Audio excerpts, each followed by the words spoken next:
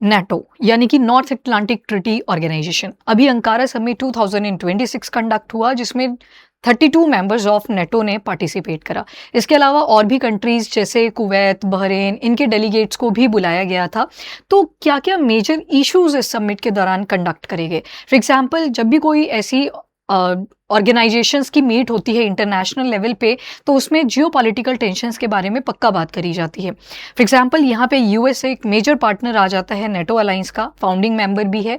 तो उन्होंने एक तो ग्रीनलैंड के ऊपर कहीं ना कहीं स्टेटमेंट दी, जिसको इस बार यूरोपियन यूनियन में से जो नेटो के मेंबर्स हैं उन्होंने क्रिटिसाइज भी करा कि जो ग्रीनलैंड है that belongs under sovereignty of Denmark.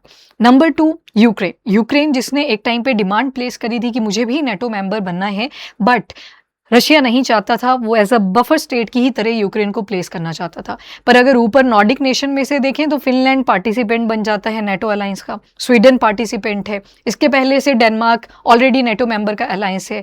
तो कहीं ना कहीं ये जो कॉन्फ्लिक्ट है, इस इशू को भी डिस्कस करा गया। देन अगली प्रॉब्लम जो स्टेट ऑफ हॉर्मुज की वजह से क्रिएट हुई थी, जो यूएस वर्सेस ईरान वाला इशू था, उसे भी डिस्कस करा गया। अभी ईरान और यूएस ने 14 पॉइंट पीस प्लान लाया था, बट उसकी किसी ने भी रिस्पेक्ट नहीं करी एंड दोबारा से वैसे ही स्ट्राइक्स शुरू हो चुकी हैं।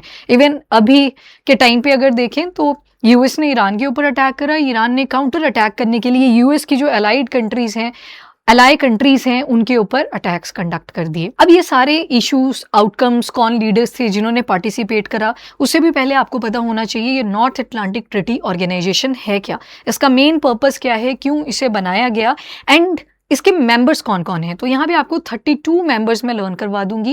एंड इसी के साथ ध्यान रखना, यूपीएससी 2025 में एक क्वेश्चन स्टैटिक पार्ट से पूछ लिया गया था कि आउट ऑफ द फॉलोइंग कौन कौन से मेंबर्स हैं नेटो अलायंस के। तो स्टार्ट करने से पहले, माय नेम इज दीक्षा और O2 आईएएस अकेडमी में मैं आपको करंट अफेयर्स टीच करती हूँ, along with science and technology भी कवर करवाती हूँ। तो अगर आप यूपीएससी या फिर साथ में स्टेट एग्जाम की भी प्रिपरेशन कर रहे हो, तो आपको यहाँ पर इंटीग्रेटेड कोर्सेज भी अवेलेबल हैं। वन स्टॉप सॉल्यूशन ये आपके लिए एक्ट कर सकता है। देन सबसे important update, again current affairs का एक कोर्स अलग से भी आता है, जिसमें आपको कॉम्प्रिहेंसिव तरीके से करंट अफेयर्स की कवरेज प्रोवाइड करी जाती है। अभी जितने भी एग्जाम्स आप नोट कर रहे हो, करंट अफेयर्स का वेटेज इंक्रीज करता जा रहा है। अब इस कोर्स में आपको क्या क्या एडवांटेजेस मिलेंगी, तो नंबर 1, क्लासेस तो आपको लाइव यूट्यूब पे भी मिलती हैं, जो कि इस कोर्स में भी रहेंगी, पर कुछ चीज़ें हैं जो एडिशनल रहेंगी। फॉर एग्जांपल, पीपीटी का पीडीएफ फॉर्मेट आपको इस टेलीग्राम चैनल के ऊपर प्रोवाइड कर दिया जाता है, बट अगर आपको वीकली कंपाइलेशन या मंथली कंपाइलेशन का प्रिंट लेना है तो वो सिर्फ एनरोल्ड स्टूडेंट्स को ही दिया जाएगा। इसके अलावा वेडनेसडे एट 2 PM एक स्पेशल सेशन चल रहा है, जिसमें हम जैन टू मई के जो करंट अफेयर्स आपके कंप्लीट हो गए हैं एंड अगर आपको 2027 के लिए अपीयर करना है, तो ये बहुत ही यूजफुल क्लास प्रूफ होने वाली है, क्योंकि अभी आपके पास टाइम है अवेलेबल 2027 के पेपर के लिए। तो आप अगर इन टॉपिक्स को टाइम से प्रिपेयर कर लेते हो तो definitely it will give you edge. इसके साथ ही आपका एक करंट अफेयर्स ओरिएंटेड ही वीकली प्री एंड मेंस का टेस्ट भी रहता है, और ये जो मेंस की कॉपीज़ हैं ये आपकी इवैल्यूएट करके भी आपको वापस दी जाती हैं, ताकि आपका आंसर राइटिंग के ऊपर एक ग्रिप बना रहे। और इसी के साथ मंथ के एंड में एक मेंटरशिप सेशन भी आपका लिया जाता है। अगर आपको कोई भी क्वेरी आ रही है तो कॉम्प्रिहेंसिव तरीके से जूम मीट के ऊपर उसे भी डिस्कस करते हैं। कंपाइलेशन आपको 6 मंथ्स की प्रोवाइड कर दी गई है, बिकॉज जून मिड में आ चुका है, तो जून तक का रिवाइज कर लेना इज़ वेरी इंपॉर्टेंट। एंड अगर आपको कोई भी क्वेरी रहती है तो आप इंस्टाग्राम के ऊपर मुझे कनेक्ट कर सकते हो, या फिर इस नंबर के ऊपर भी कॉन्टैक्ट कर सकते हो for further details. Now start करते हैं नॉर्थ अटलांटिक ट्रीटी ऑर्गेनाइजेशन के बारे में। अभी जो समिट हुआ ये अंकारा में हुआ। अगर मैप के ऊपर देखें तो यहाँ पे हम हैं इंडिया, ये आपका यूएस वाला पार्ट, यहाँ पे कनाडा, एंड अंकारा की लोकेशन अगर देखनी है तो बिल्कुल वेस्ट एशिया से घूमते घूमते आओ और यहाँ पे आपको मिलेगा तुर्की वाला पार्ट, और उसके भी बिल्कुल लोकेट अगर करें सेंटर में जाके तो हेयर इज अंकारा। तुर्की के नॉर्थ वाली साइड पे है ब्लैक सी, सदर्न वाली साइड पे या फिर बोल सकते हैं साउथ वेस्ट पार्ट पे देयर इज मेडिटेरेनियन सी। कुछ इंपॉर्टेंट वाटर बॉडीज और भी आती हैं। फॉर एग्जाम्पल, यहाँ पे अगर आप नोट डाउन करें तो ये ब्लैक सी वाला पार्ट है। ब्लैक सी को सी ऑफ मार्मरा के साथ बॉस्पोरस स्ट्रेट कनेक्ट करती है, और अगर सी ऑफ मार्मरा को देखें तो एजियन सी के साथ स्ट्रेट ऑफ डार्डिनेलिस यहाँ पे कनेक्ट करती है। इवन ये पंजाब के पेपर में ऑलरेडी प्रीलिम्स में क्वेश्चन पूछे भी गए थे। नाउ आते हैं कि मेजर जो इश्यूज यहाँ पे डिस्कस हुए हैं ड्यूरिंग दिस समिट 2026। तो पहले तो वही बोला कि 32 नेटो मेंबर्स ने पार्टिसिपेट करा, एंड जो अनसर्टिनिटी बनी हुई है मिलिट्री कमिटमेंट्स को लेके, यूरोप के कॉन्टेक्स्ट में उन इश्यूज को भी डिस्कस करा और उसी के रिस्पेक्ट में लास्ट में आप आउटकम भी देखोगे। रशिया और यूक्रेन का वॉर, मिडिल ईस्ट में जो टेंशंस चल रखी हैं, और साथ ही बोला कि जो नेटो के मिलिट्री कैपेबिलिटीज हैं उनको और इंक्रीज करना है, तभी एम्यूनिशन वेपन्स की मैन्युफैक्चरिंग के ऊपर भी फोकस करा गया है ड्यूरिंग दिस मीट। अब नेक्स्ट आते हैं कि इसके मेंबर्स कौन कौन से। तो 32 मेंबर्स हैं टोटल, और 32 मेंबर्स को याद रखना इजी है। कैसे याद रखोगे? तो सबसे पहले मेडिटेरेनियन सी को याद करना। मेडिटेरेनियन सी को जब आप मैप के ऊपर देखते हो, मैं आपको वर्ल्ड मैप पे यहाँ पे दिखा देती हूँ, यहाँ पर दिस पार्ट, ये आपका मेडिटेरेनियन सी वाला पार्ट आ जाता है। Now Mediterranean sea Asia, Europe और इवन आपके अफ्रीकन कॉन्टिनेंट के साथ कनेक्टेड है। तो मेडिटेरेनियन सी में अपने को अफ्रीकन यूनियन नहीं चाहिए। एशिया में अगर देखें तो सिर्फ तुर्की वाला पार्ट चाहिए। ऊपर की कंट्रीज आ जाओ, ये देखो ये पोर्तुगल है ना, पोर्तुगल स्ट्रेट ऑफ जिब्राल्टर के वेस्टर्न डायरेक्शन पे लोकेटेड है। ये मेडिटेरेनियन सी के साथ बॉर्डर तो नहीं करता, but yes it's a member of NATO, ठीक है। नेक्स्ट आप देखेंगे स्पेन, देन ऊपर आएगा फ्रांस, यहाँ पे है इटली, यहाँ पे आप SCB मैग से याद रखना। एस यहाँ पे स्लोवेनिया है, C फॉर क्रोएशिया, B से बॉस्निया एंड हर्जेगोविना, M से आ जाएगा आपका मॉन्टेनिग्रो, A से आ जाएगा अल्बानिया एंड G से है ग्रीस। इवन इसी के बॉस्निया के साइड में देयर इज नॉर्थ मैसेडोनिया, ये भी नेटो मेंबर का अलायंस है, ठीक है। अब बी से जो कंट्री है ना, बॉस्निया एंड हर्जेगोविना, याद रखना मेडिटेरेनियन सी के अराउंड जब आप कंट्रीज को देख रहे थे तो Bosnia and Herzegovina is not a member of NATO, बाकी सारे इसके मेंबर्स हैं। तो देखो कुछ कंट्रीज तो आपने यहीं से याद कर ली। देन आपने देखा US है, यहाँ पे कनाडा, ये UK वाला part, they are definitely NATO के मेंबर। अब इस तरफ अगर आप आएंगे तो अब देखो, जब मैं रशिया बोल रही हूँ तो रशिया की ही वेस्टर्न डायरेक्शन पे देयर इज लोकेटेड बेलारूस, तो Belarus is town supporter of Russia, तो डेफिनेट सी बात है वो नेटो अलायंस का मेंबर नहीं है। तो 3 कंट्रीज आपको बी से मिलेंगी, वन इज बेल्जियम, दूसरी आएगी बल्गेरिया एंड तीसरी आएगी बेलारूस। तो याद रखना ये जो बेलारूस है that is not a member of Russia, ये वाला। अब देखो आपसे कभी सवाल पूछ लिया जाए कि कोल्ड वॉर एरा का जब एंड हुआ तो कौन से मेंबर्स ऐड हुए होंगे, तो अगर इसमें आइडिया भी लगाना है तो 15 मेंबर्स की फॉर्मेशन हुई थी after disintegration of Soviet union. तो यहाँ पे ELL ये कंट्रीज जो बनी थी ना, एस्टोनिया, लातविया एंड लिथुआनिया, इनकी एडिशन लेट हुई है क्योंकि इनकी फॉर्मेशन ही सोवियत यूनियन के डिसइंटीग्रेशन पे हुई थी। तो ये कुछ कंट्रीज हैं जिनको आप आइडिया भी लगाना चाहें तो लगा सकते हैं आराम से कि ये नेटो के मेंबर हैं या नहीं।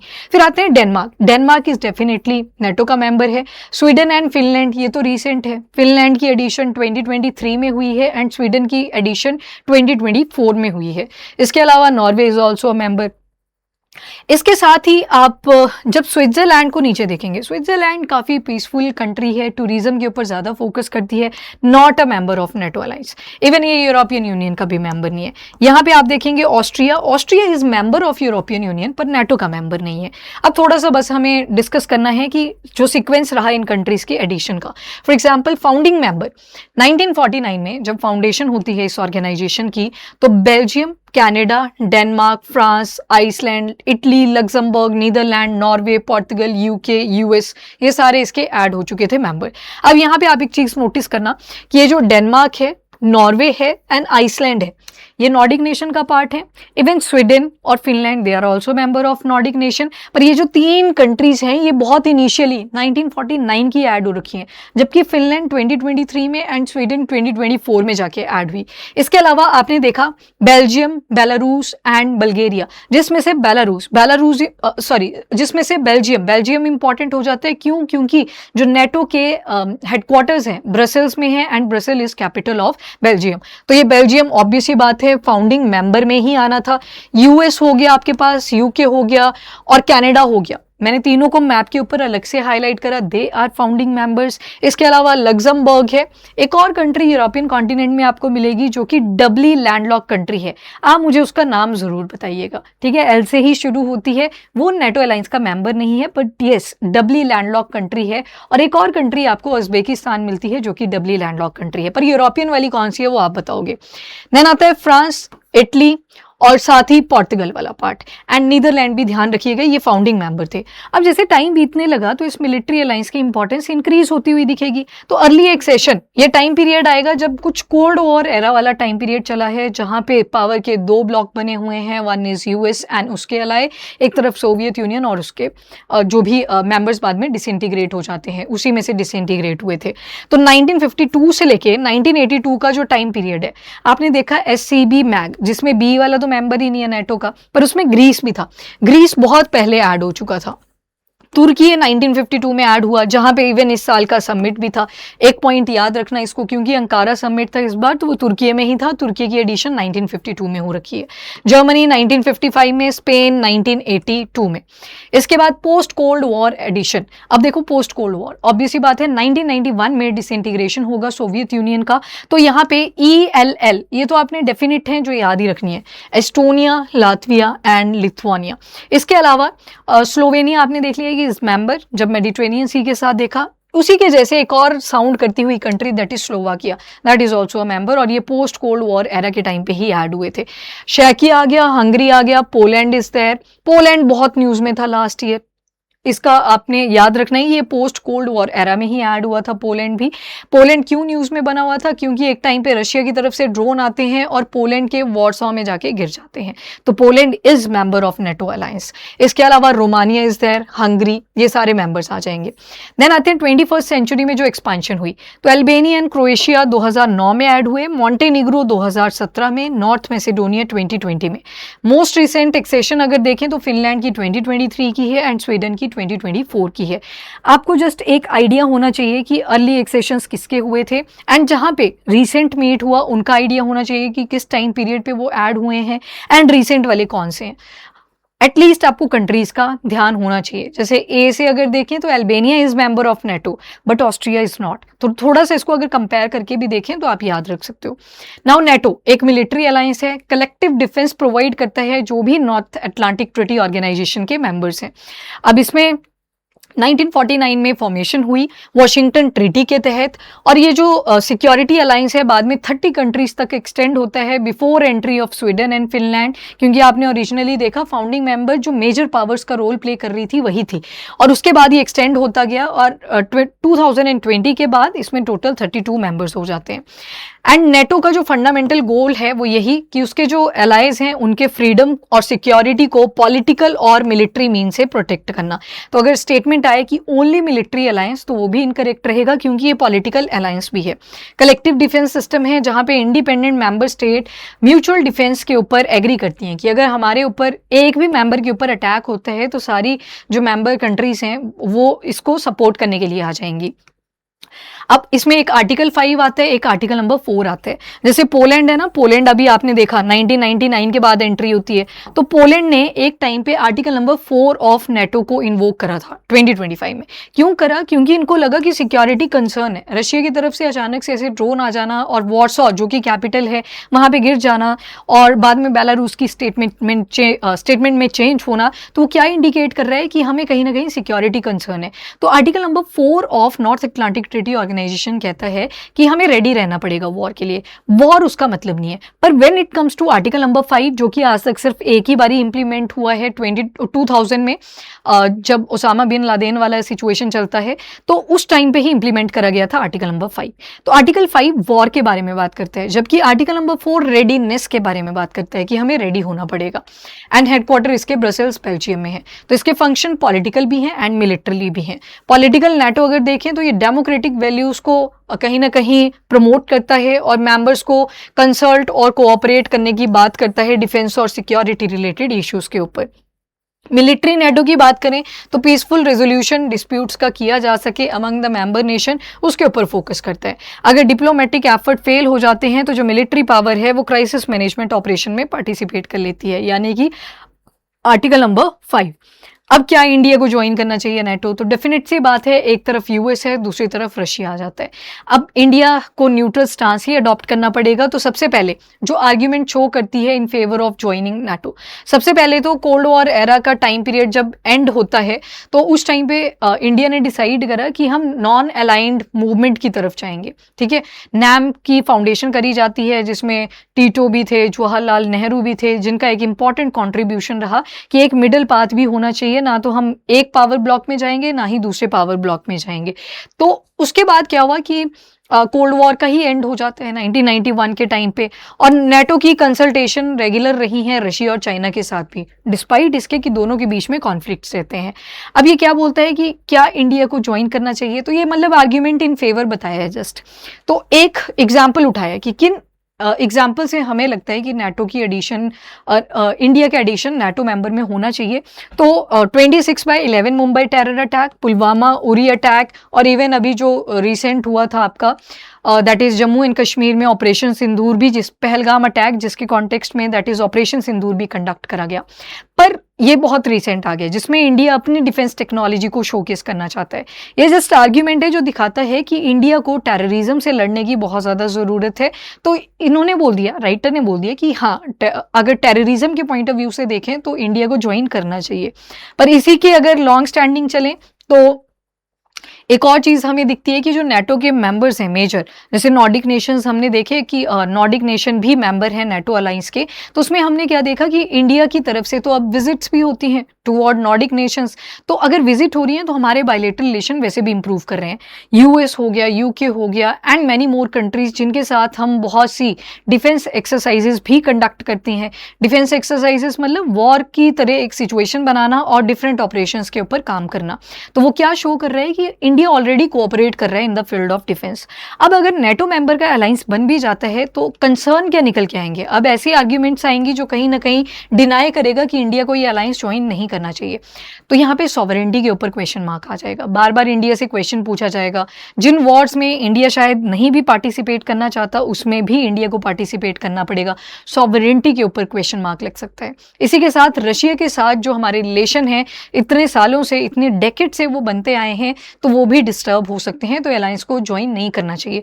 तो ओवरऑल अगर हम देखें तो इंडिया का जो डिसीजन है नैम, नॉन अलाइंड मूवमेंट, यानी कि किसी भी मेजर पावर के साथ कोई ऐसा डिफेंस या मिलिट्री अलायंस में पार्टिसिपेट ना करना, वो ज़्यादा फायदे का रहता है। तो ये तो आर्ग्यूमेंट इन फेवर और कौन सी डिनाई करती हैं उनके ऊपर फोकस किया हुआ था। बाकी मेजर एडिशन नेटो में 2023 में फिनलैंड एंड 2024 में स्वीडन ऐड हुआ। इसके बाद यूरोप की सिक्योरिटी जो आपकी लैंडस्केप है उसमें क्या क्या मेजर चेंजेस हुए हैं आफ्टर वर्ल्ड वॉर 2। तो हम देखते हैं कि जो रशिया है वो हमेशा से चाहता है कि यूएस के जितने भी अलाइज हैं उनके साथ एक बफर बनी रहे, ट्रांजिशन बनी रहे। पर जब यूक्रेन वाला इशू हुआ तो उससे क्या हुआ कि फिनलैंड ने फटाफट से नेटो का अलायंस ज्वाइन कर लिया। और फिनलैंड एक ऐसी कंट्री भी आती है यूरोपियन कॉन्टिनेंट में से जो कि एक मेजर चंक अपना बॉर्डर का शेयर करती है अलॉन्ग विद रशिया।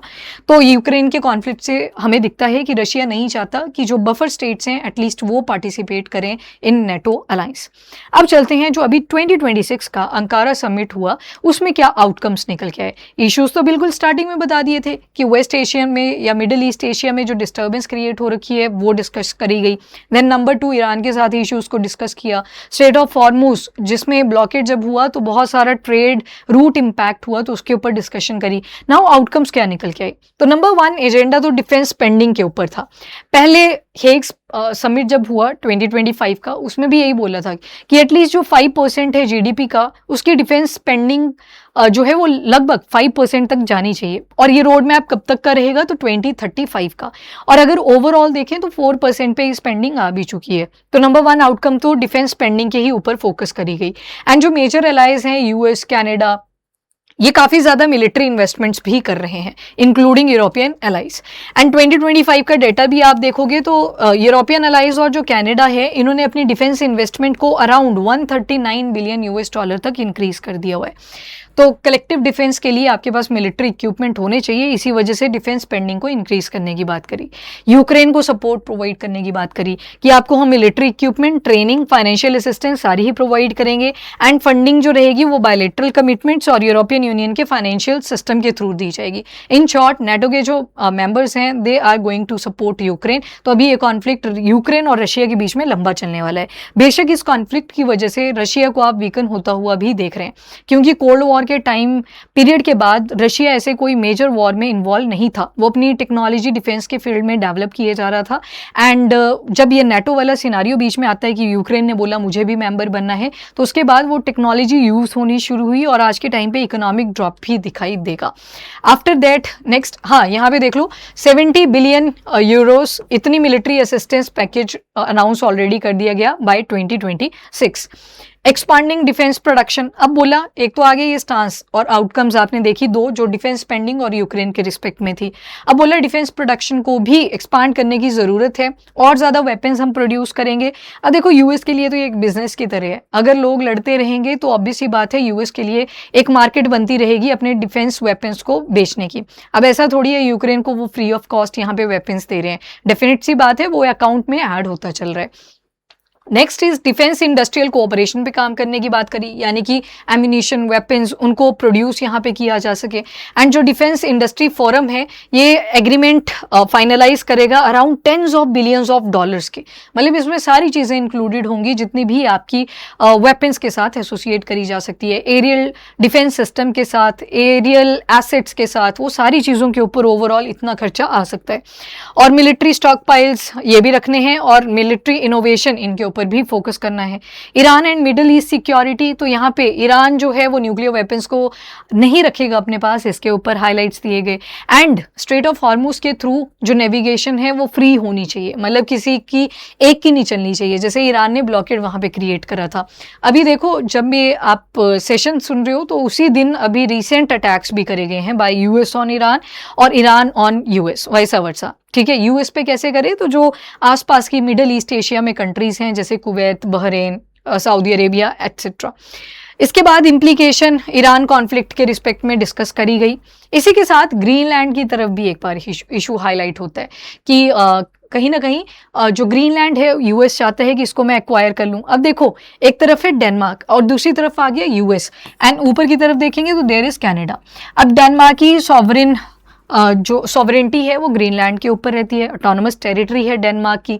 तो डेनमार्क और इंक्लूडिंग जो यूरोपियन अलाइंस हैं नेटो के, क्योंकि यूएस भी नेटो का अलायंस का मेंबर है और फाउंडिंग मेंबर है, एक्टिव मेंबर है, और सबसे ज़्यादा चिंता यूएस ही करता है सारे नेटो मेंबर अलाइंस के।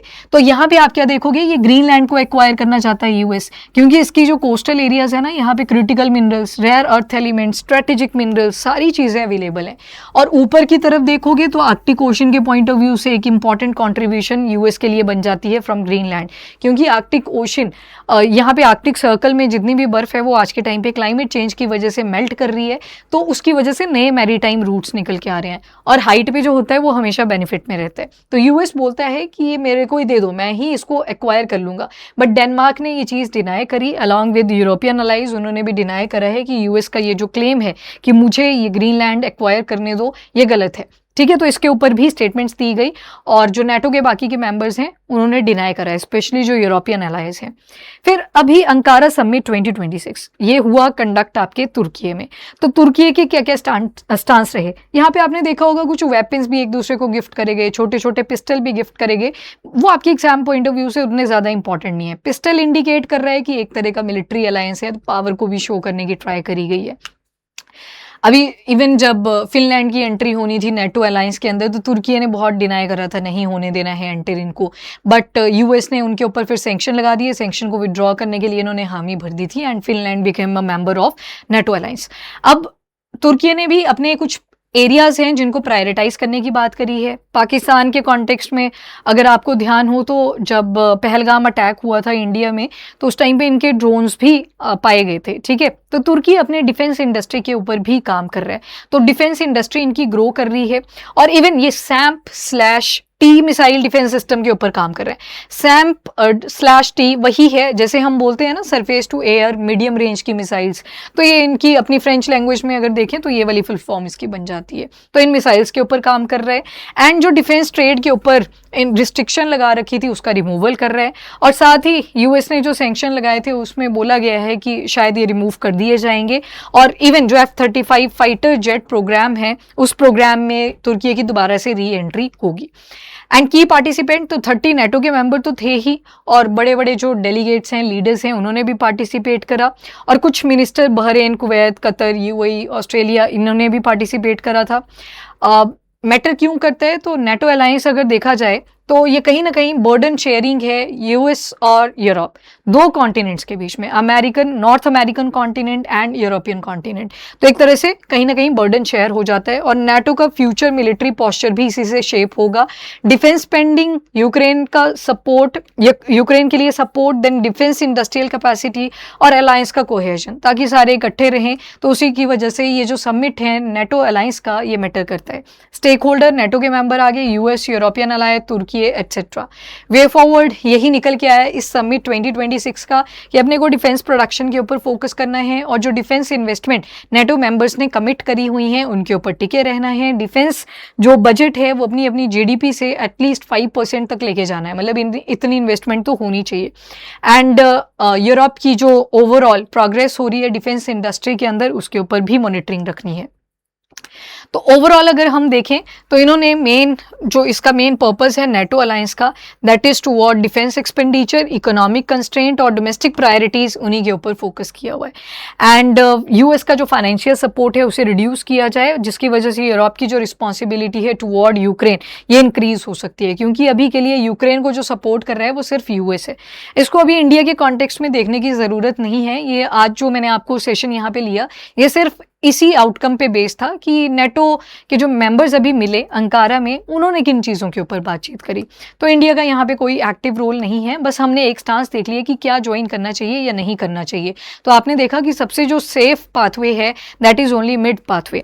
इवन और जो आपने पॉइंट्स अगर ऐड करने हैं इंडिया के कॉन्टेक्स्ट में, ये भी लिख सकते हो कि इंडिया ऑलरेडी क्वाड का भी मेंबर है। बेशक जो क्वाड ग्रुप है आज के टाइम पे वो डिक्लाइन कर रहा है, but still it's a member of Quad, जिसमें US, India, Australia and even Japan भी इंक्लूडेड है। तो यूएस के साथ भी हमारी ऑलरेडी एक कोलैबोरेशन है।